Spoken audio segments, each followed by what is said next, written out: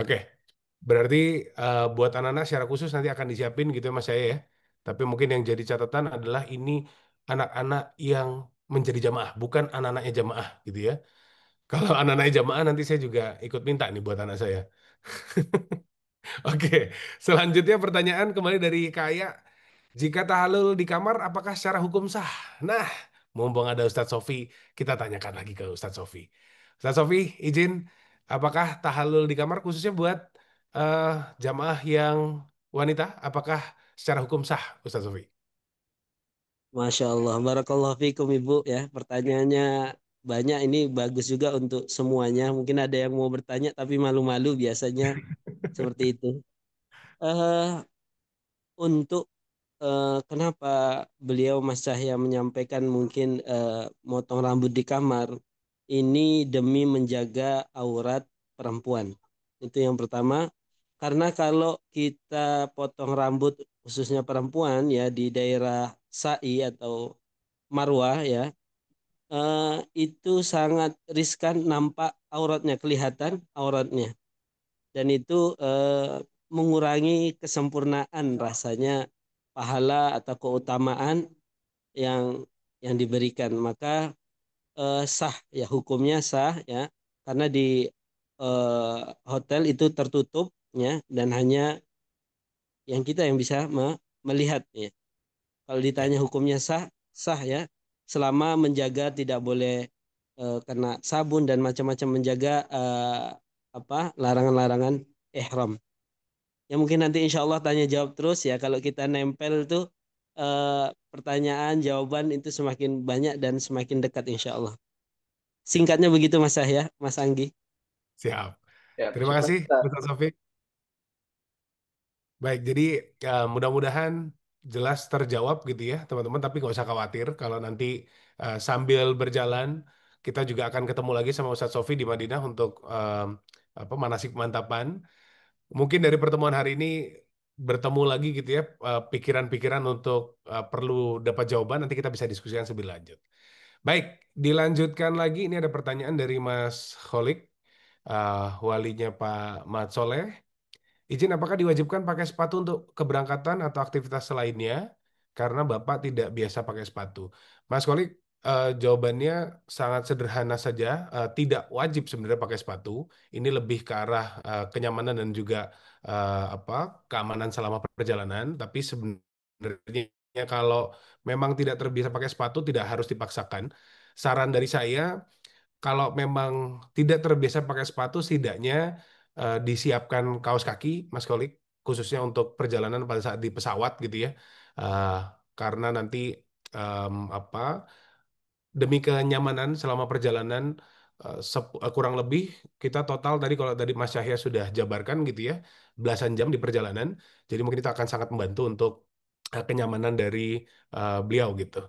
Tapi kalau soal apakah ada kewajiban pakai sepatu, rasanya tidak ada. Mas saya mungkin ada yang mau ditambahkan Mas saya? Atau Mas Abdur sepertinya ada jawaban juga boleh nanti.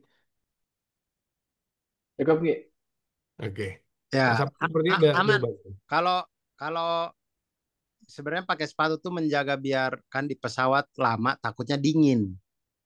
Jadi kalau misalkan pakai sandal nggak apa-apa, misalkan siap-siapin kos kaki mungkin di tas kecil itu jadi bisa kalau dingin bisa pakai kos kaki gitu aja.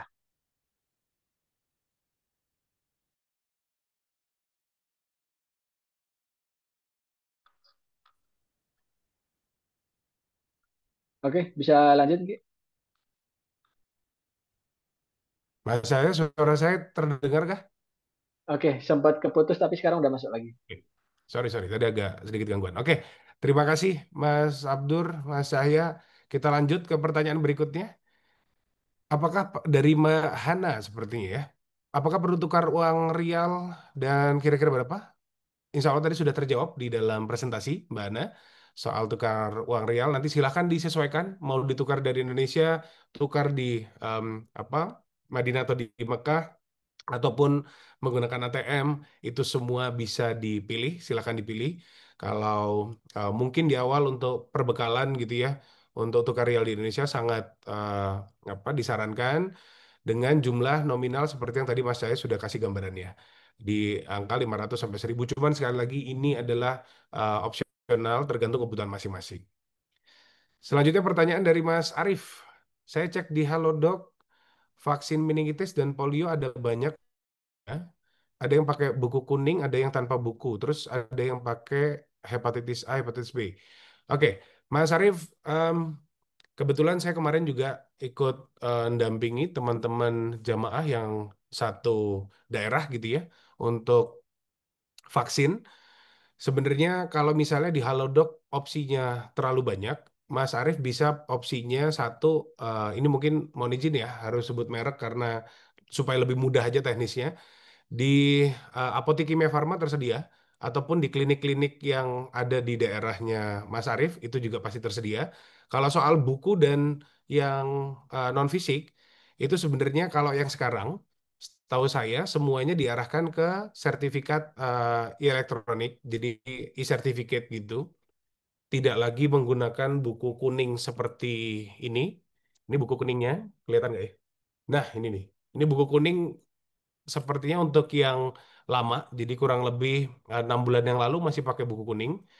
Dan opsinya sebenarnya hanya ada kalau di klinik itu langsung paham gitu ya. Kalau ini buat umroh, secara otomatis langsung diarahkan untuk vaksin meningitis dan polio sesuai dengan standar yang ditetapkan pemerintah.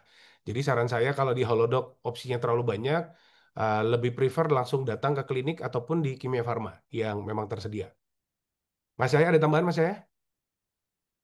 Cukup cuma mengingatkan tadi aja, izin beberapa jamaah yang belum mohon untuk vaksinnya disegerakan karena secara ketentuan itu vaksin meningitis itu 2 minggu itu udah paling mentok, tiga sampai 2 minggu. Kalau polio itu juga sama. Kalau meningitis ada pilihan yang 3 tahun dan 5 tahun, menyesuaikan biayanya saja ya. Kurang lebih kalau Ya, polio sama meningitis itu kalau di Jakarta 500 sampai 700 ribu, tergantung klinik atau tempat yang dipilihnya.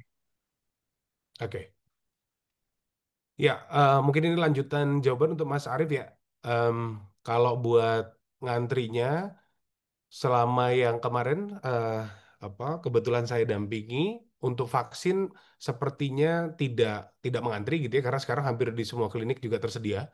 Beda kalau beberapa tahun lalu semuanya kalau di khususnya di daerah gitu rata-rata harus ke klinik di Syah Bandar gitu ya dekat pelabuhan dan airport. Kalau sekarang sepertinya tersedia di banyak tempat. Tapi kalau misalnya memang mau registrasi terlebih dahulu gitu ya biar tidak ngantri, bisa menggunakan ini nih kontak-kontaknya klinik terdekat ataupun di Kimia Farma juga bisa registrasi.